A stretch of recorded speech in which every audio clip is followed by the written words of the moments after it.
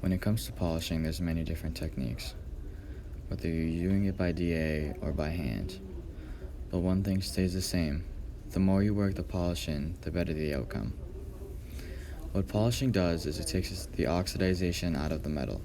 What oxidization does is it makes the metal less shiny and more dull.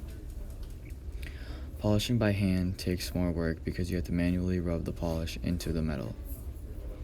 In all of these clips, I polished by hand because of where I was working. The DA was not practical.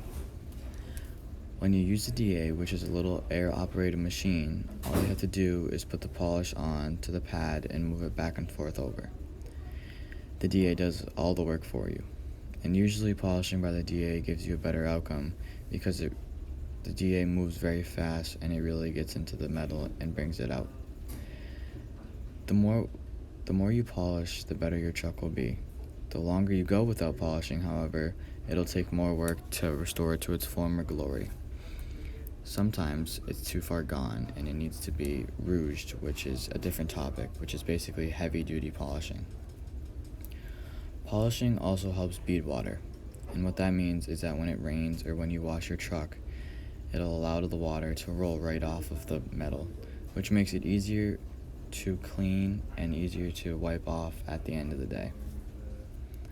When polishing, you have to be careful of the paintwork because polish is not good for paint.